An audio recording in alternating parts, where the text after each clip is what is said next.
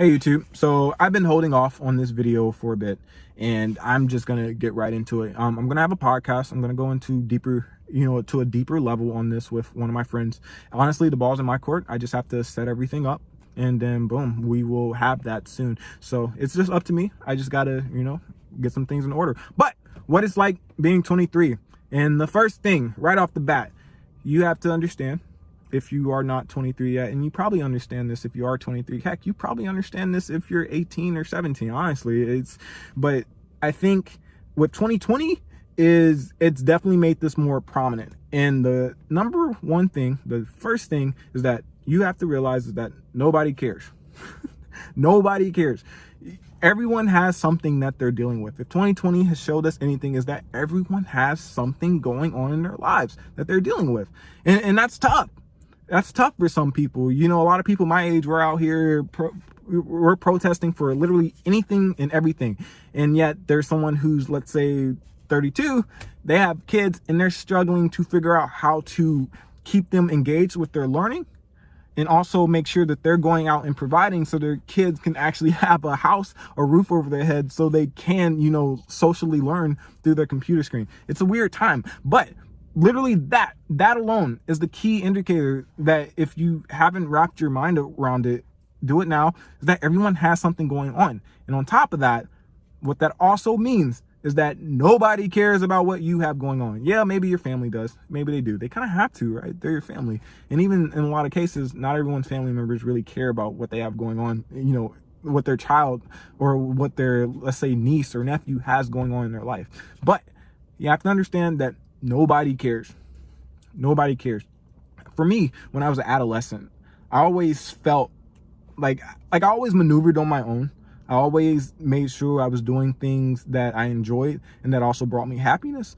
But I always had this key, something in the back of my mind, actually thinking that other people, cared about, let's say, treating me wrong or actually doing a good deed for me, et cetera, et cetera. The list goes on. And obviously if someone's, treating you bad, usually they have something going on with them and they're just taking it out on you. And that kind of is, if you're in high school, it's a little tough to understand, especially when you're dealing with it. But usually someone has something that they're dealing with and then you're just that target because they have nowhere else to to project that energy per se. But that's neither here or there. Understand that as a 23-year-old, no one cares. Two, you have time. Time is of the essence. And the best thing about time is that it's obviously relative. It doesn't stop at one point. So because of that, you see your predecessors, you see those before you. Now you not only get to see their successes, but you get to see their mistakes. And we can people who are older than you that made some mistakes and you're like, that's probably not what I need to do, especially if there's other people in that same demographic dealing with this same thing. Yeah, I'm gonna probably have to steer clear of that, but that's tough because obviously temptation, obviously emotions, psychological reasons, it's a whole S show. But you have time and you get to see what those before you have done, and you even get to see what those that you came before are doing too. So you can probably tweak some of the things that they're doing into your life to make you more successful. But the biggest thing is time. When I was in high school, the only objectives I had in life were graduating high school, YouTube, and basketball. It's the only things I cared about. So, and especially with YouTube, is that I started off as a gamer. So basically 8 hours on Xbox, it actually paid off, especially when I was getting paid for it. So it not only was a hobby of mine, but it was something I was getting paid for. But the biggest thing when you're at least this age is that time is it's right in your face. Like, yep, you have time. You should never feel bored at 23, especially if you're a man. You should not feel bored because you have everything's at your feet.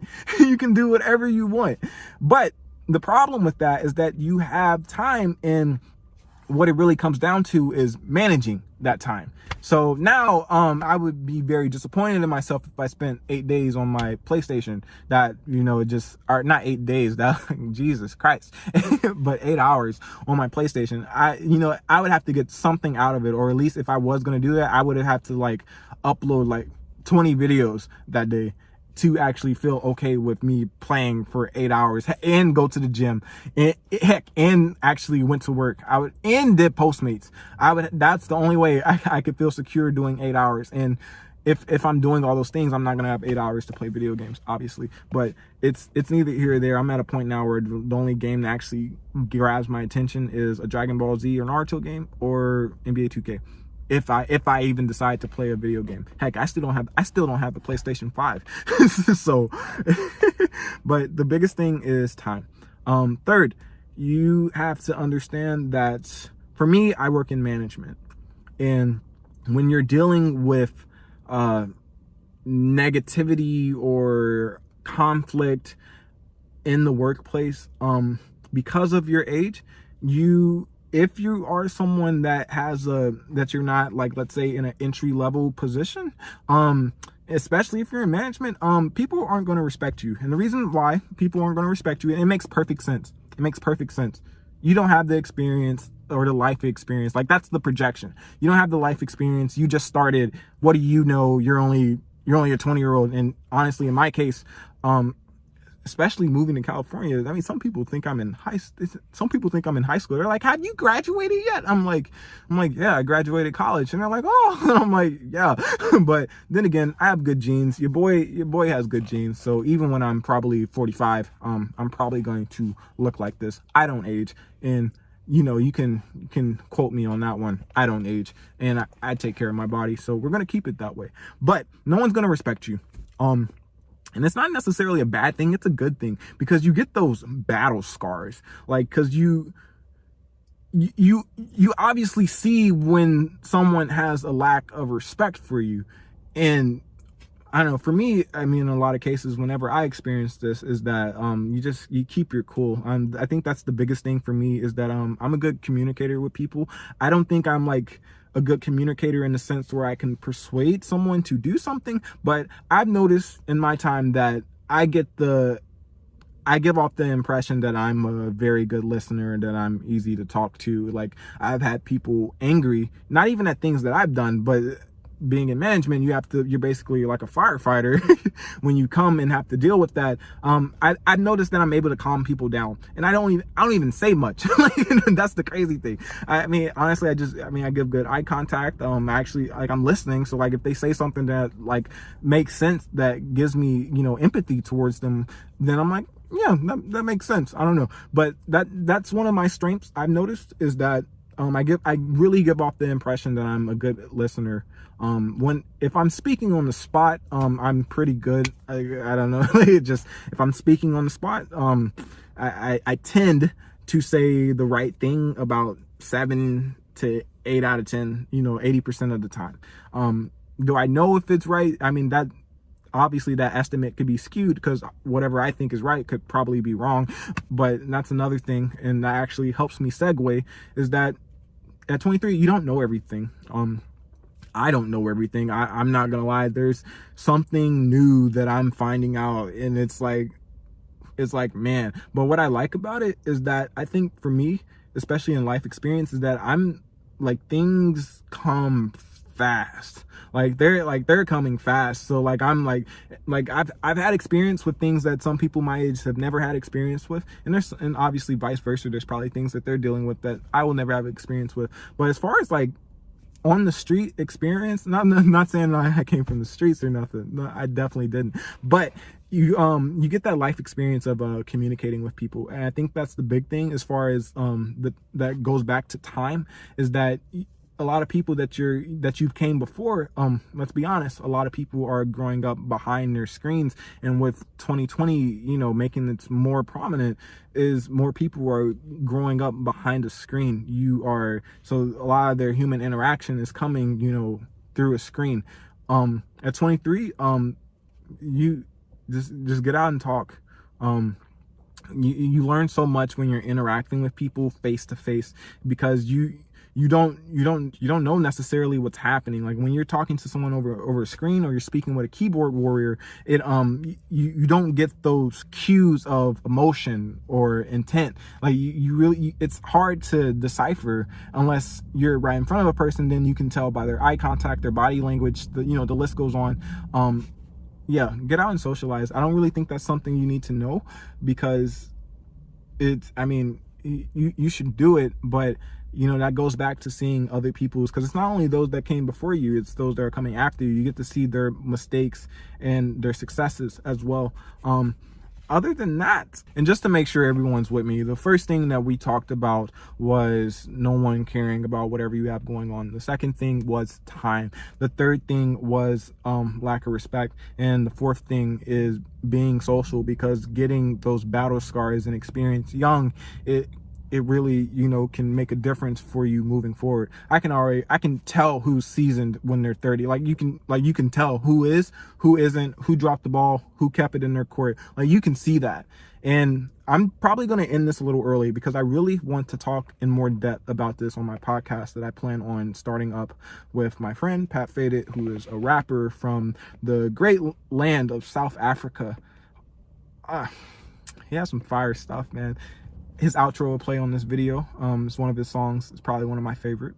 But the fifth thing, we're going to end it off here. The last thing is understanding that the emotions that you feel, it makes sense. If you have any type of sadness, grief, or guilt, it makes sense why you would feel that way during this time. Because like I said earlier, is that at 23, you lack the experience of life, of bad things happening to you, of good things happening to you. Yeah, you probably had some of those things happen, but you still lack the experience of someone who's been on this earth for 35, 40, or 50 years. Like you don't have that. And I think that's a big thing for people if you're in your early 20s in our demographic, is that we think we know it all. We have these ideas, these ideals, we're going to change the world. And that's probably the biggest thing, is understanding that we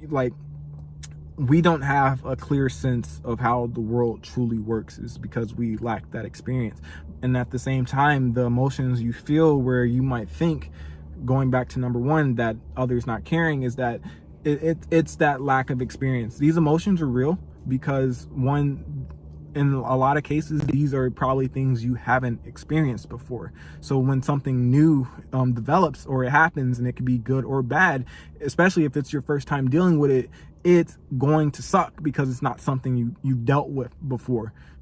And this can go for anything. And obviously, if you're watching this at this point, you know for a fact that there's something that you've dealt with during this time that made you feel either really good or really bad. And if you think about it, can you ask yourself, is this something that continuously happens to me, or is this something that has just happened to me and I don't know why I'm feeling this way, or why am I so down, or why am I so happy? It's because of that lack of experience. So it's understanding. The last thing is that understanding these emotions, because these emotions that you have, one, it not only helps you learn about yourself, but it also serves as building blocks so you can make yourself a better person moving forward. Hopefully you got all that in. If you missed anything, or if you think or maybe just something just went over your head, rewind if you want to. Obviously you can put a question down below, but yeah, I didn't want to go too long on this, because I really want to go in deeper, on a deeper scope, with my podcast with my friend Pat about this. But yeah, that's probably the 5 things I can give you about what it's like being 23. It probably sounds basic or general, but if you are 23, I know for a fact that you're going to relate. And if you're a little bit older, but if you're younger, understand these 5 things right now. And if you I had a video, and if you're done with the video, you can leave at this point. But I really want to get to those that are younger watching this, is that when I saw a lot of comments in my old video about what it's like being 22 years old, and a lot of people are like, oh, I can't wait to leave my house, or I really want to be an adult, I really want to, I want. And the biggest thing for me as a kid was that I guess I was independent, but the only thing that I wasn't independent about was having my own place to stay. And honestly, if you're young, this life is about adapting. So if let's say you don't have the best home, or you're not in the best neighborhood, learn to adapt. You really need to, if you really want that independence, and you need to be focusing on the things that you actually want to do when you are out there. Because like I said, what the second thing is time. And with that time comes in managing that time. Me, I suck at time management. I suck. I'm getting better now. I schedule out my day.